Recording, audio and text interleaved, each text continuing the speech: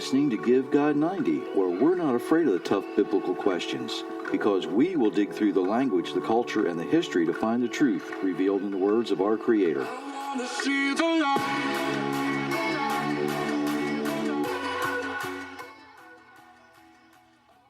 Well, good morning, everyone. We are back live. My name is Terry Mitchell, your host for Give God 90. Myra's sitting here in her supervisor's chair. Good morning, everyone. And we've been away for a bit. I'll tell you a little bit about that in a few minutes. For everyone who is looking to today, Shana Tova, right? It's Rosh Hashanah according to the modern Jewish calendar. So everyone who is celebrating that, we hope you are enjoying your day as well. If you have not been there, feel free to visit the website, givegod90.com. All kinds of fun stuff going on, including the cover for the book.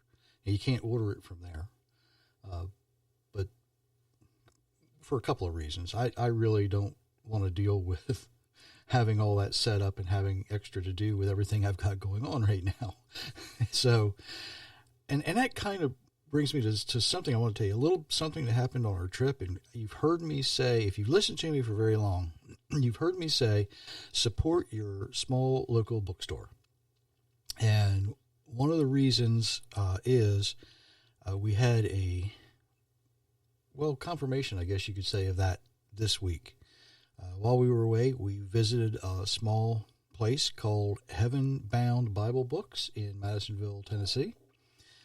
The owners there are extremely nice people, very, very nice people. In fact, one of the reasons you need to support your small local businesses is you build a relationship. They had a health issue arise not too long ago, and they were wondering if they were going to get to keep the bookstore. But the community came together and supported them. Their adult children who have lives of their own, they were involved in helping to run the store, even if it was only a couple hours a day. And, they would put it out there that, we're going to be open from this time to this time. And people would come in and support the store. They would buy whatever supplies they needed. They have a little bit more than books there. They have a music selection there as well. Just really nice folks. And when we go places, a lot of times if you want to find out how the people act in an area, you go to a supermarket or to like a Walmart type store. But if you want to get to know the people, you visit the mom and pop shops, the hardware stores, the bookstores, that kind of stuff. And what we found down there is, people are absolutely wonderful. And that example is just one huge reason to support your local businesses, especially your bookstores when you're buying my books. Wherever fine books are sold is the advertisement, right? So there you go. If you like what you hear, please share it out there. We really appreciate that. If you want to leave us a comment, you can do so either directly on the podcast link or through any of the many social media places where we are. And a lot of you do, and we appreciate all of your comments. As I said, today, according to the modern Jewish calendar, is Rosh Hashanah, which is called the head of the year.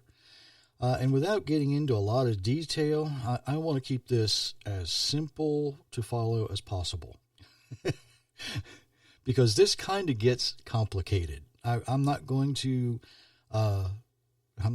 say it any other way. This gets a little complicated. The actual biblical name for the day is Yom Teruah. And that actually means day of shouting. Typically, the shofar is blown, and many call it Feast of Trumpets.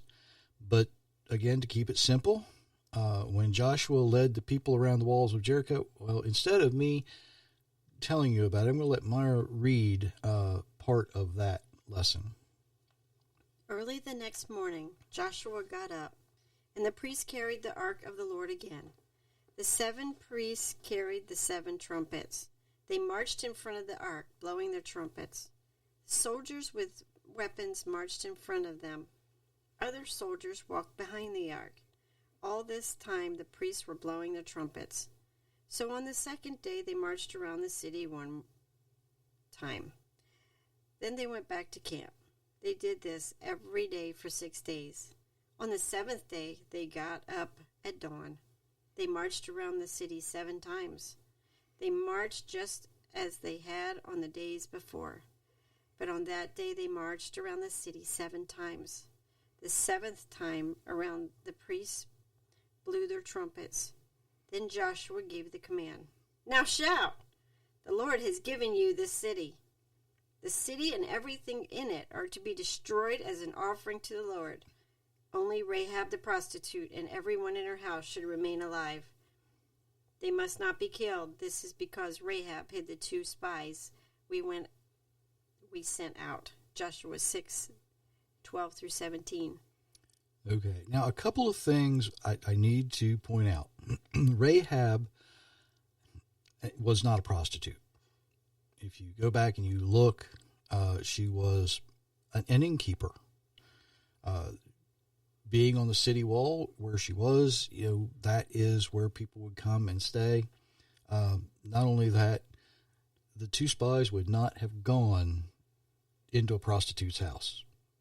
Okay? Just bear that in mind. And I know that the tradition of a red light in front of a house of prostitution comes from the scarlet cord she hung out. Okay? But that's all legend. That's all tradition. If you actually read what it says, you'll find out something completely different. She was basically just a good person. Okay? That's why her family was spared. And of course, we need to remember that this happens very shortly after the death of Moses. Now, I don't mean like next day, shortly, but a very short time period passed. They marched 7 times around on the 7th day, and the priests blew their shofar, not a trumpet, it was a ram's horn. The Bible's agonizingly specific here, right? It specifically says shofar. When it means trumpet, it says trumpet. It's a different word. The folks were not marching around to like the boogie woogie bugle boy of Company B, right? They meant business. They meant business. They were there for a purpose. The people were told to shout, and the city was delivered to them. Victory was given to them not by their own doing, but by their obedience. It was given to them by the Creator. When Moses was receiving the instructions to have a day of shouting on the first day of the 7th month, he would never get to see the manifestation of that. 7 times around the city. On the 7th time, the people shouted. The word teruah in Hebrew means to shout, but it, like a lot of things in Hebrew, it can also mean to make a loud noise. It can mean to blow a shofar. It's a day of celebration for so many, many things. It's the only day of celebration that we never know exactly when it will happen. We know it's close because we're supposed to be watching for the signs. You have to watch the moon. The modern Jewish calendar uses the conjunction of the moon to predict the day. And I understand why they do that, because everybody should be on this. These are not ancient times. When I say ancient times, this is not 3,900 years ago. People have lives. We need sort of a better schedule to connect with people worldwide. And I get that. I get it. So I'm not going to hold anybody accountable for what day they might celebrate or not, or what day they wait to sight the moon, because originally that little sliver of the new moon had to be sighted and verified by 2 witnesses in order for this day to occur. You've got to watch for the signs. Somebody has to see it. They have to go report it. and it needs to be verified. But even today, there are people in Israel who would say, nope, the moon's not been sighted, so the celebration can't begin until that happens. We need verification. We need to make sure we're celebrating on the Creator's schedule and not our own convenient schedule. Although, in these modern times, we need to be able to schedule some things, right? And let's face it, not everybody's on the same page when it comes to scheduling these things. You know, if I'm going to flat out say it, if God was on my schedule, it would make my life so much easier, but he's not. I have to be on his. And that sometimes, well, it can just be flat out aggravating sometimes because there's things I need to do, or there's things I think I need to do. Put it that way. You see, when we do things the Creator's way, good things happen. Jericho was delivered to the Hebrew people. It might not have seemed so good to the people living in Jericho, right? It was basically, and again, I'm just going to say this flat out. The instructions were, and I'm paraphrasing, you kill them all, I'll sort them out. That's kind of what he told the people, right? Not only about Jericho, but about the whole land. You do what I tell you, I'll sort them out later. So the question, at this day especially, how does Rosh Hashanah fit into all this? After all, Rosh Hashanah means the head of the year.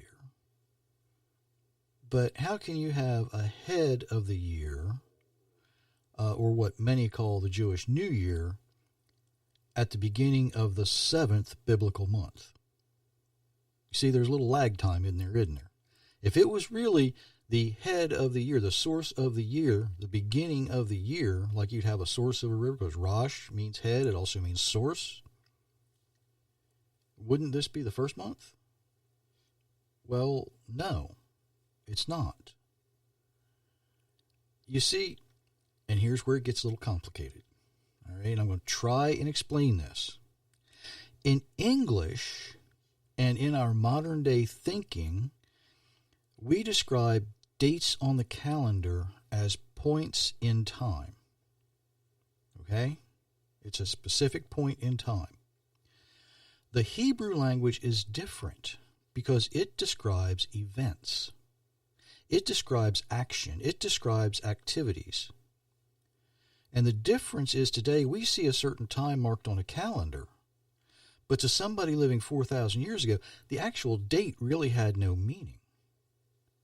It was the event, the action, the activity that meant something. Does that make any sense? Okay. Myra's shaking her head yes, so I'm good. All the actual date was used for. You know, they didn't name their months until they got back from exile in Babylon. The date was just a kind of a way to keep track of things. But the events, the actions, if you look at the way, when you read the Bible, if you look at the way they really track time, you would see, if they really wanted to get specific, it would be in a certain month, in a certain week, when such and such a person was king. Right? That's how they track time. It wasn't a specific date, but it was narrowed down by the activities or the events that surrounded that date. The date was used to remind us to watch for the sign. In the spring of the year, you got to watch for the Aviv barley.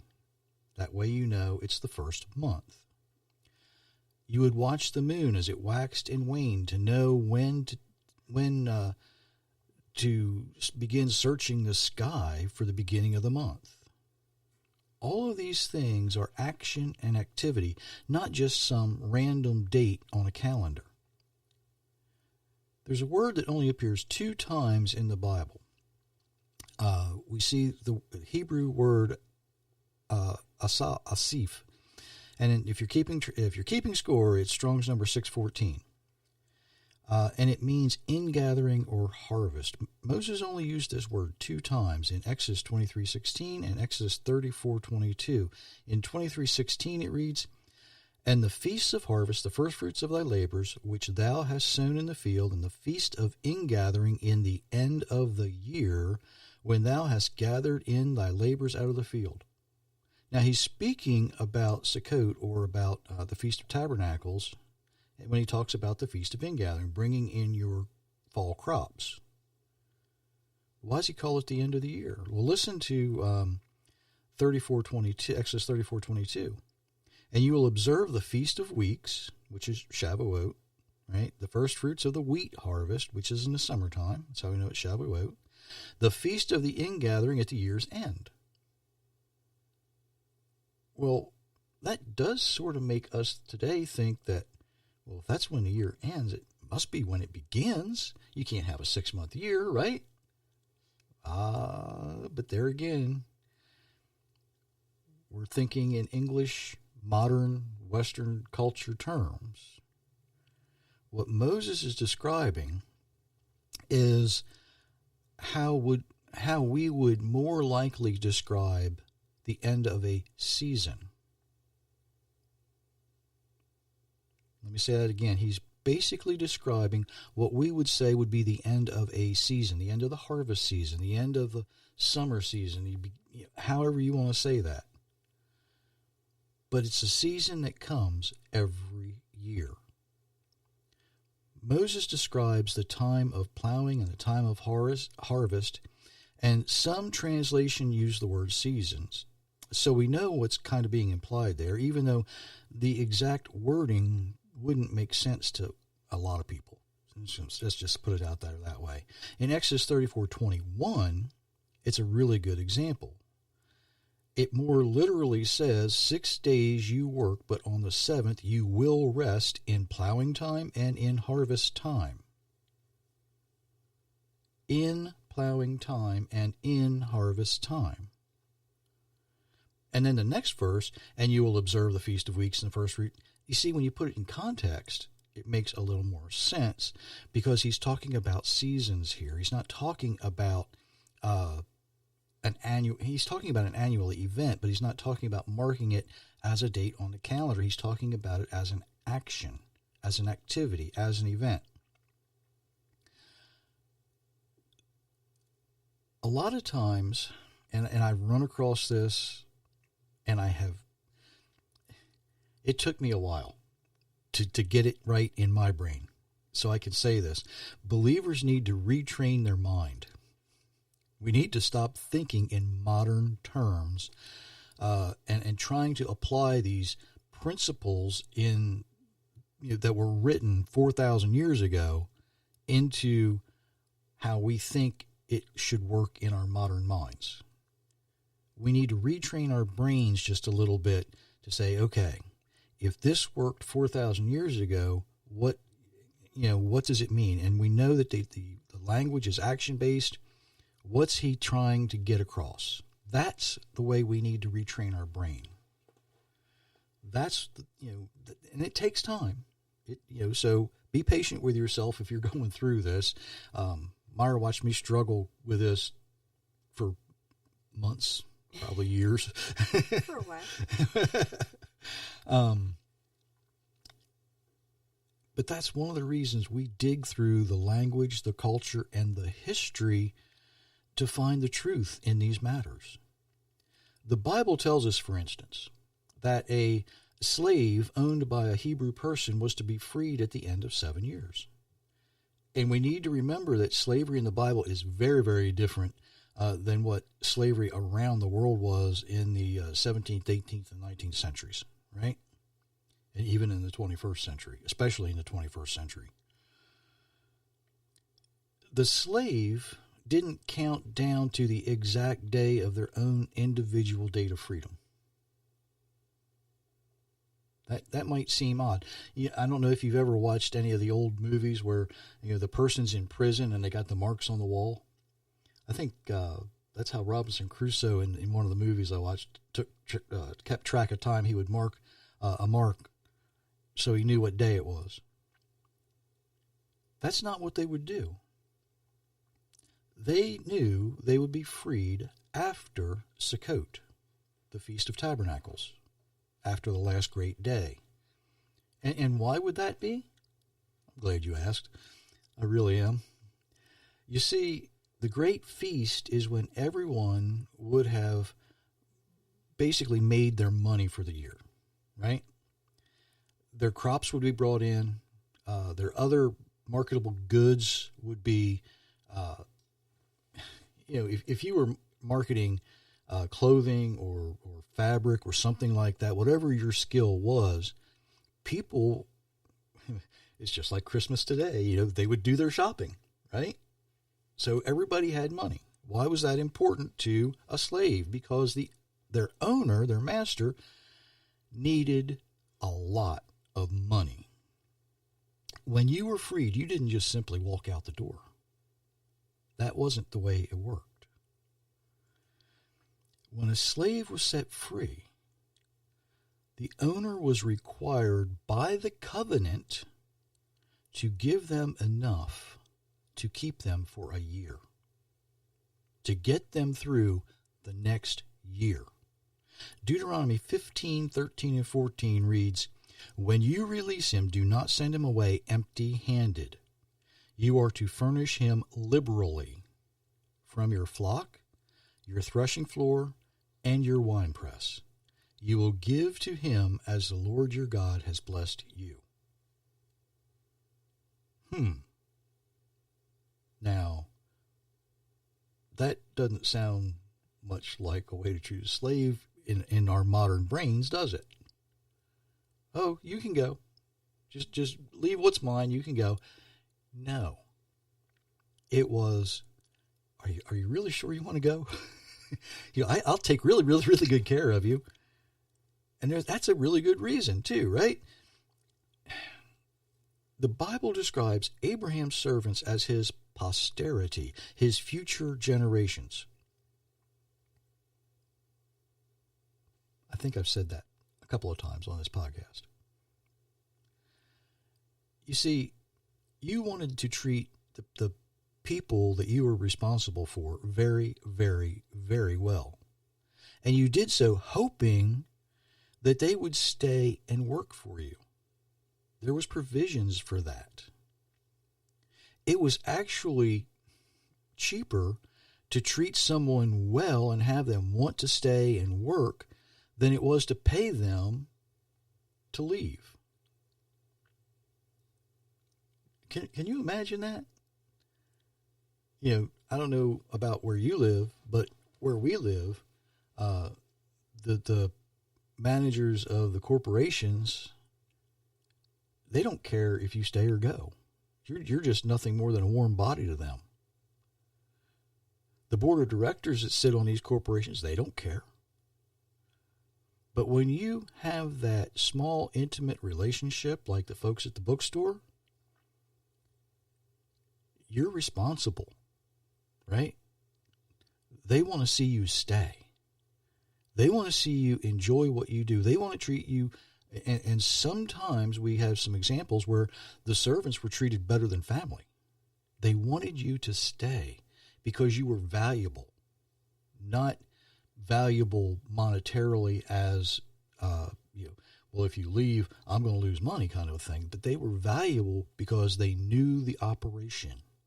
They had acquired the skills. See, one of the things you had to do when you bought a slave or when someone sold themselves to you was you had to teach them your way of doing things. They were more of an apprentice than what we think of as a slave. Now, you can use the term indentured servant if you want to, but that's not exactly how it was. They brought you on because they needed help. They saw value in you, not like, well, and I've joked about this, strong woman pull plow, right? Not like that. But they saw value in you that you can benefit by benefiting the owner. much like a small business owner treats their employees differently than a large corporation. They do things for their employees. They want them to stay. Once they get them trained, they don't want them going anywhere. They want to hang on to them. Anyway, back to why they were free just after Sukkot. When you went out, if you chose to leave, you went back to your place. Now, somebody else had probably already been there, right? If they hadn't taken care of it properly, whether it was the land or whatever you had to start all over again. You know, it's kind of like I explained the former and latter-day rain a few months ago. The former rain falls in the fall of the year. We thank the Creator for the things He's already provided for us. The things that are already harvested, the things we've already got in our storehouse. So in the fall, we thank Him for what He's done for us in the past. But in the spring, we thank Him for what He is about to do for us. In the fall, during the Shemitah year, the year of release, as some translations call it, everything gets reset. Every 7 years, you get reset. All the land, everything goes back to its original owners.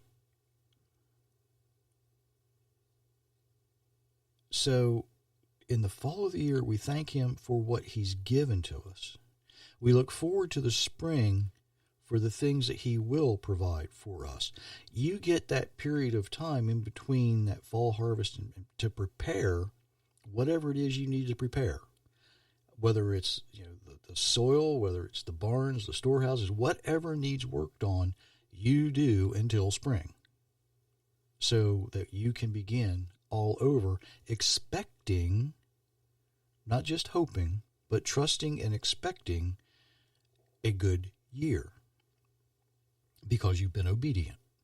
You've done all the things, that you need to do to be considered His people.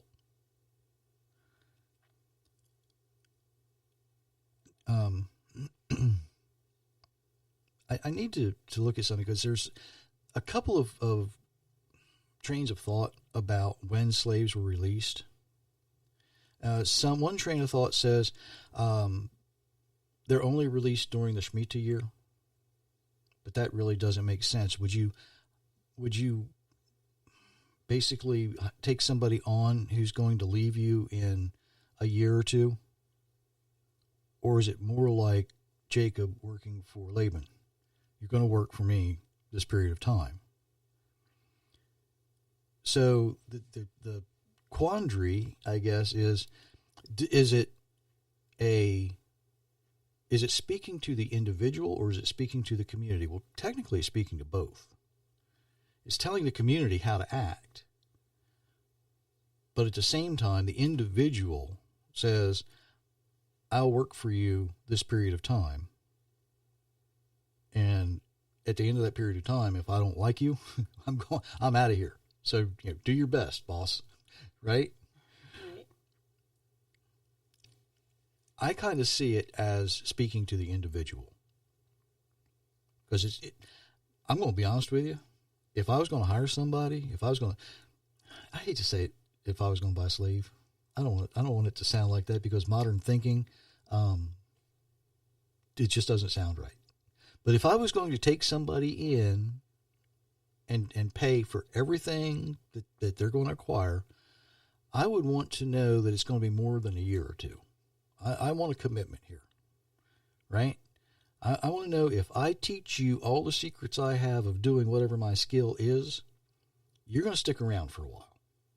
I want you at the end of that period, not to just say, yeah, I'll stay with you, but I want you to be willing to go to the gate post of the city and stand next to it while I drive an awl through your ear, put a ring not only in your ear, but on your hand and say, now, your family, you have all the rights and privileges that go with my name.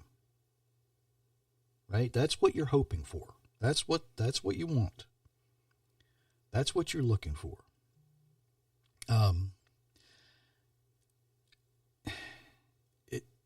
it's amazing how agonizingly specific the Bible can be. When we look at those verses, we do see them, it says you, like you're speaking to an individual, because there are things in there. And you can tell the difference if you look at the context. You can tell the difference when you look at the context. Just a little recap of the events that actually begin the counting for the entire year begin in the spring, right? Because in the spring of the year, it's the beginning of months for you. Exodus 12, I think. Don't quote me on that one. I didn't look that one up.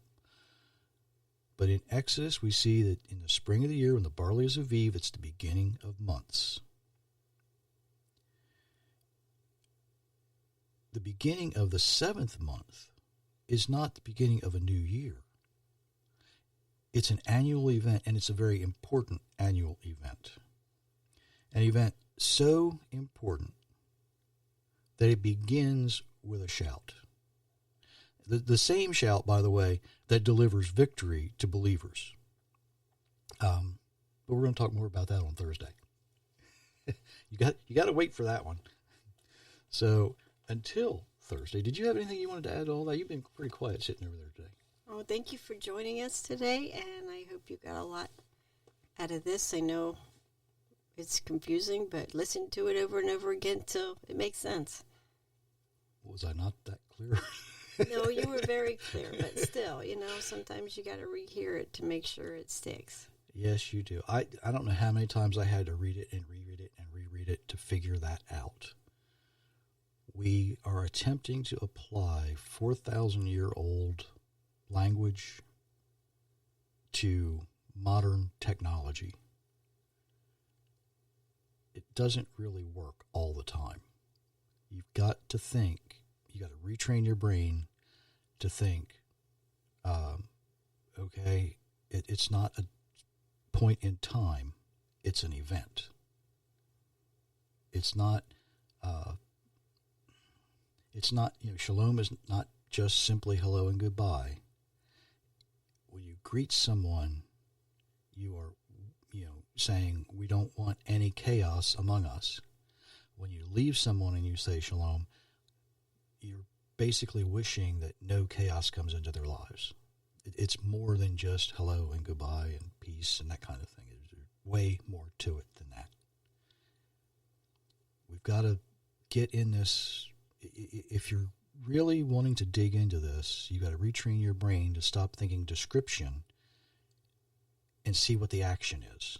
Because once you learn how to do that, you stop worrying about a date and you begin worrying, looking forward to the event. Some people worry, especially when they got people coming to their houses and it's supposed to rain. Anyway, until Thursday, we wish you many, many blessings, everyone.